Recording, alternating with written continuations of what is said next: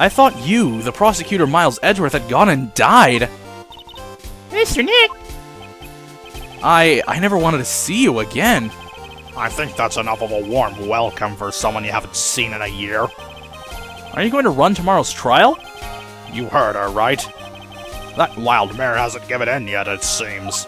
So, no, I don't think I'll be making an appearance. Your hatred for me is quite unhealthy, not to mention one-sided. But I will say one thing. You can't win on your own at the trial tomorrow. What is that supposed to mean? I have something definitive that you lack. And that's the definition of teamwork. It's the power to find the truth. The truth?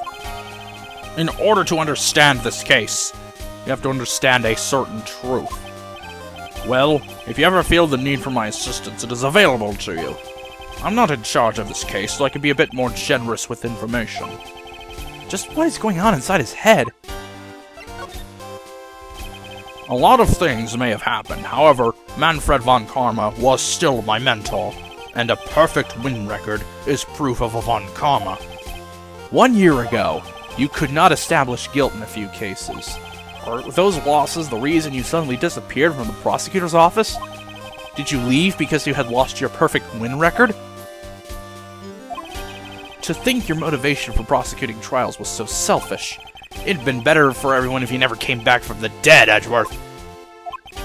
I see. Then let me ask you something. Why do you stand in the courtroom? What is your reason? Well, if it was Franziska, she would almost definitely say, "I will defeat you this time," the instant she saw me. But the courtroom is not a personal battlefield for prosecutors and lawyers. I stand in the courtroom to defend my client, to save their lives. To save your client, you say? Those who think only of their own ego-driven goals, those kind of prosecutors are reprehensible to me. Even if you're a prodigy, or someone like you, Edgeworth. It looks like there's still a lot you have yet to learn. A lot I have yet to learn? Me? Well, that's enough for now. The time when you will see is coming soon enough.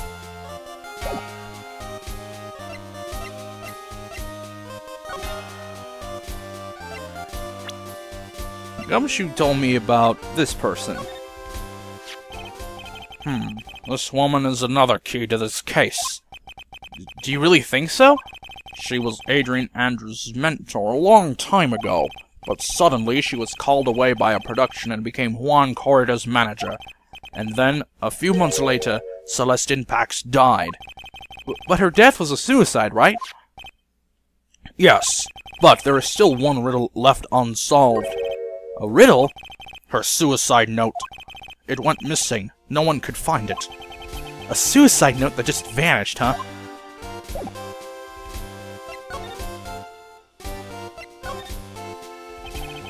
Miss Pax's death was most certainly a suicide. Of that, there is no mistake.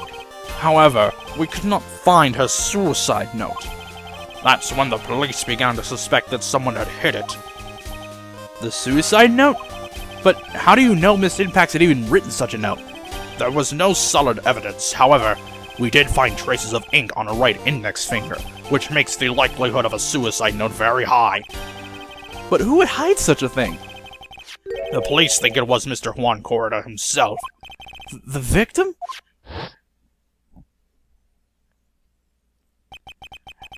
He was the one who found her body, which makes him the only person who had a chance to hide her suicide note.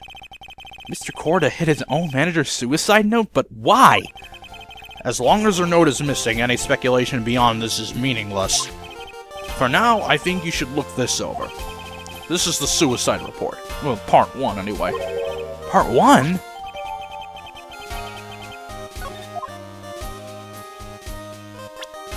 Let's take a look at this suicide report.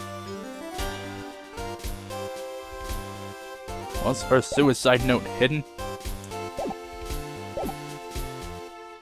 But this was only a part 1, so...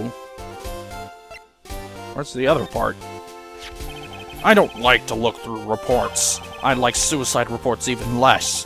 Worst of all, there are the reports that have multiple parts like that one. That has 2. 2 parts? What you just handed me is the first part of the report. Here's the second part. The second part of the report is about an attempted suicide. The attempter's name, it's Adrian Andrews! Miss Andrews? What did she do? She tried to kill herself? She doesn't seem like the kind of person to try and kill herself. You think she's a strong career woman? That is just her image. Adrian Andrews, she has a certain secret she's always trying to hide. A secret? Her codependency. That's the key word. Codependency? The word most unsuited to describing that woman.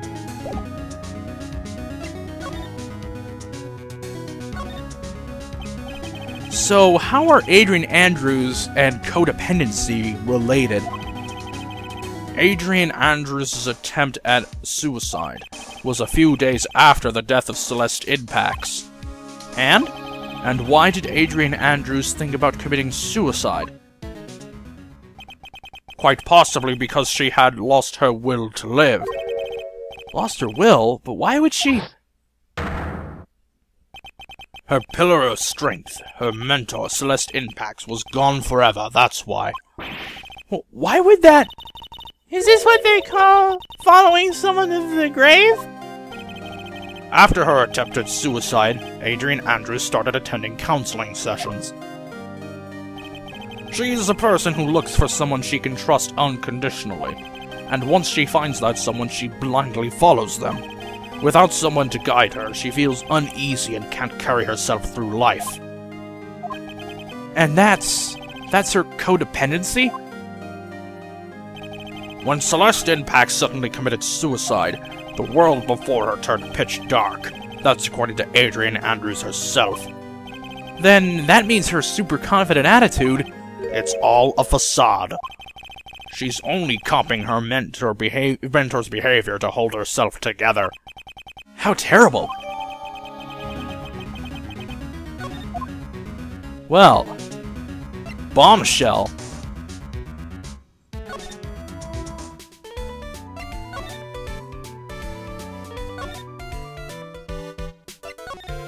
We're heading to, On Guard's hotel room.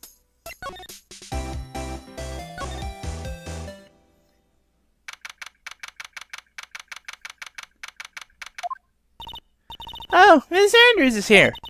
But it looks like she's talking with someone. That's Franziska von Karma. Miss von Karma? What are you doing here?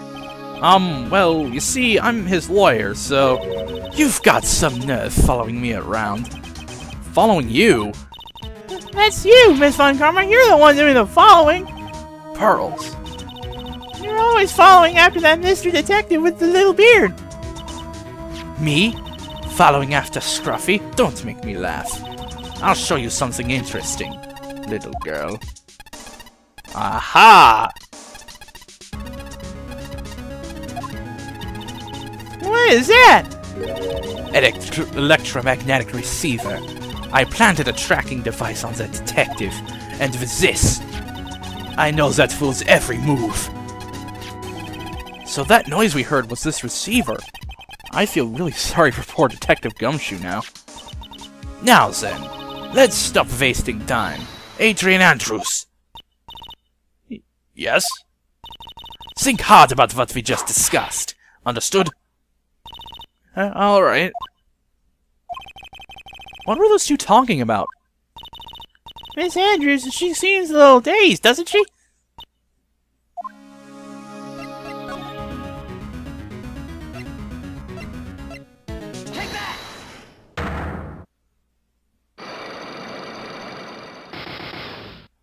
Alright, let's do this thing. Why was Juan Corda murdered?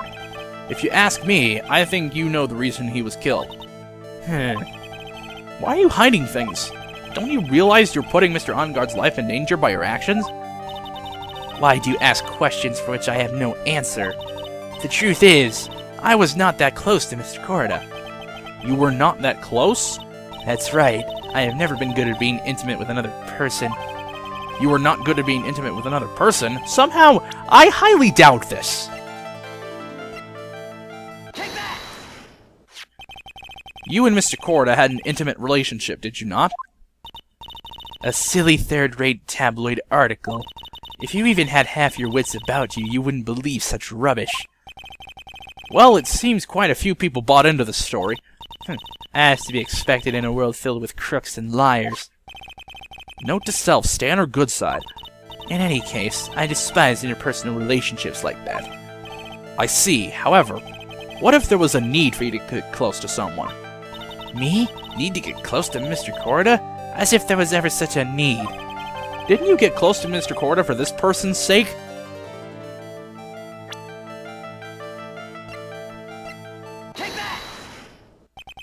Celeste Impax, your mentor. Why do you know about Celeste? Miss Impax, she committed suicide, didn't she?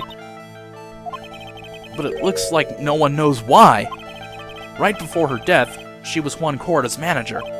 So I believe you got close to Mr. Korda so you could find out more about her suicide.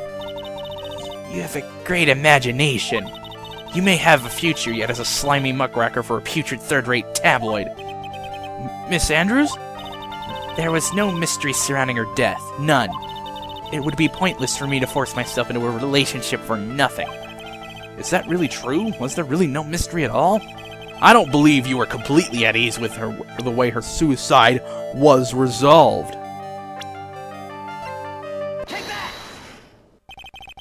Miss Synpax's suicide note was never found, was it? It looks like the police were under the suspicion that someone had hidden it. Like maybe the person who discovered her body, Mr. Korda. Juan? And, Miss Andrews, I believe you thought the same thing. That is why you became intimate with Mr. Korda. I sat by quietly and listened to your insulting ramblings long enough. It's true that Celeste was my mentor. However, allow me to say this again. It had nothing to do with me. I didn't even know that her suicide note was never found. I'm a person who doesn't care about what goes on in the lives of others.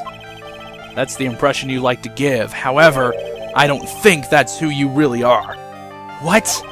I have evidence that says otherwise. This is proof that Celeste Impax was someone very special to you.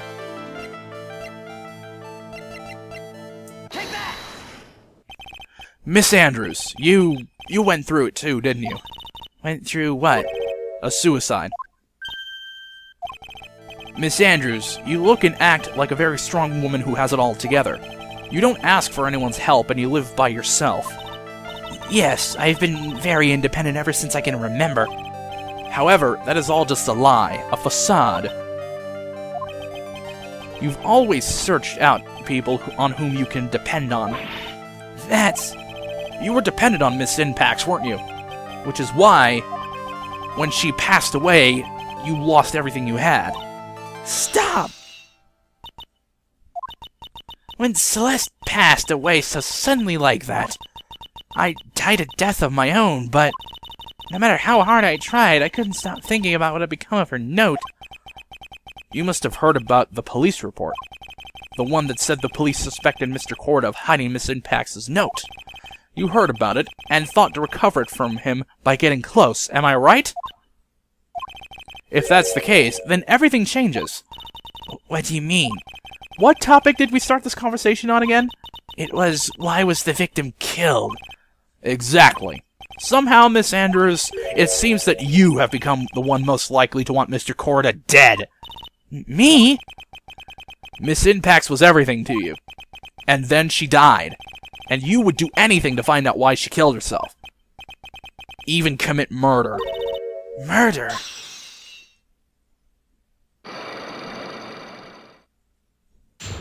All right.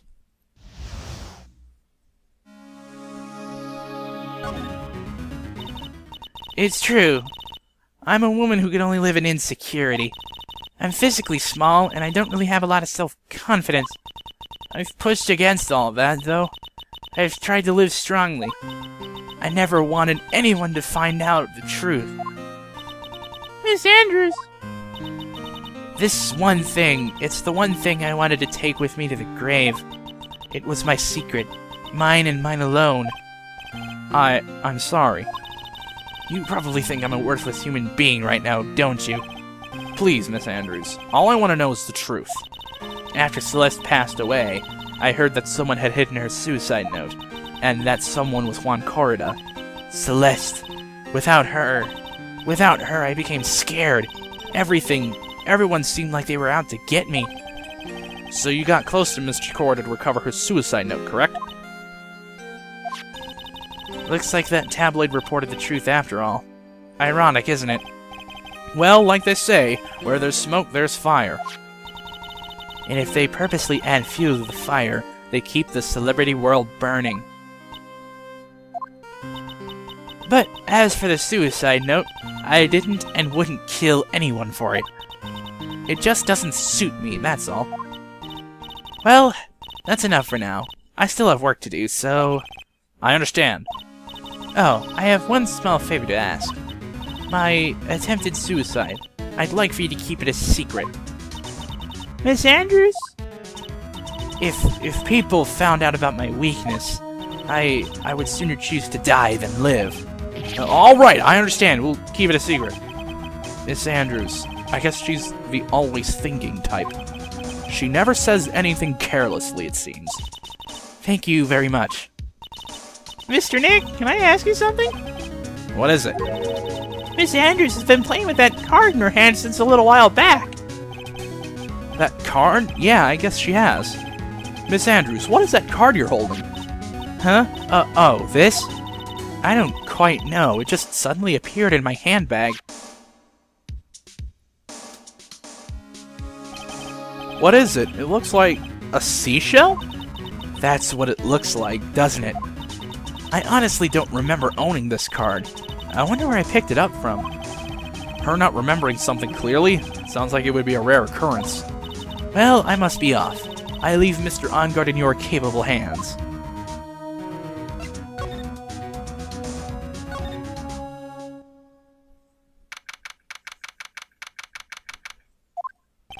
Well, I think we've gathered about all we can. What about Mystic Maya? Is she alright? Oh, Pearls, she looks so worn out by all this. She hasn't slept at all and has been walking all over the place with me today. What's wrong, Mr. Nick? Let's go back to the office for a little while. You're really tired, right? Oh, no!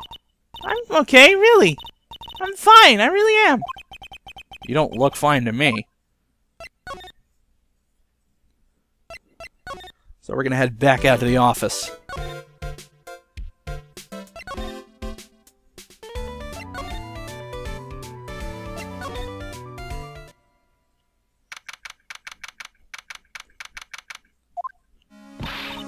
So, what now? Well, we did find one thing out for sure. Miss Andrews has a motive. You mean this impacts the suicide note? That's right. She was also the one to discover the victim's body. Clever. Ah, Mr. Nick, the transceiver. Hello? This is the law office of Wright & Company. Mr. Attorney, you're not answering a phone. Maya! Where's Maya? As I promised, I have not come within a few feet of her this whole time. Phew! Which is why I suppose she's absolutely famished. What? So I suggest you win a quick acquittal, my friend. At any cost, wouldn't you agree? Wait, Maya, let me hear her. Very well. Ask my... Maya, is that you? sis! That's my sis! Maya! Damn it, he cut me off. Mystic Maya said ask my sis, didn't she? Sis? What does she mean by that? Come on, Phoenix. You're a hopeless one. Sorry. Mia! I have a message from Maya, so come, ask me anything you want about her. How's Maya? She's safe, for now. That kidnapper is one to keep his word, it seems. I'm glad to hear she's safe, but Mia, how did you know? As soon as she was locked up, Maya called for me. I read the note she left. Then I gathered as much information about her surroundings as I could. I didn't know you could use spirit channeling like this. Pretty smart of her. The kidnapper, what's he like? I don't know. Apparently, Maya went to answer a phone call at the hotel and was drugged there. And? She didn't see the face of her attacker. Ah. Maya is locked up in a very dark place right now. I'll tell you everything I heard when I was with her. When you were with her? Date, time, and location unknown. I'm starving. I could really go for some apple pie. I mean, at a time like this, sweets are the only way to go. I have to stay positive. He promised he wasn't gonna kill me. I'm not gonna die. Sis, I wonder if you're with Nick right now.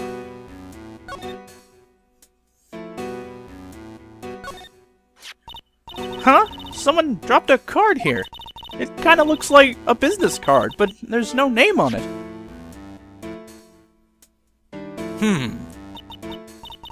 It's a picture of a seashell, I think. What a strange card.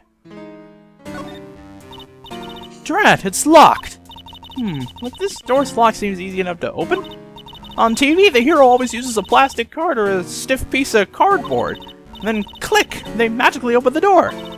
I wonder if there's a card like that around here I can use. Ah, that's it! This shell card. If I use this, maybe I can get the door open. This might be my key out of here. I had a feeling this card might be useful. Such a genius! Alright, now if you'll excuse me, Mr. Kidnapper. I did it! Okay, now I'm getting the heck out of here! I shouldn't keep Nick waiting, or worried.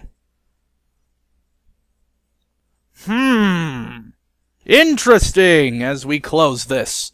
See you next time.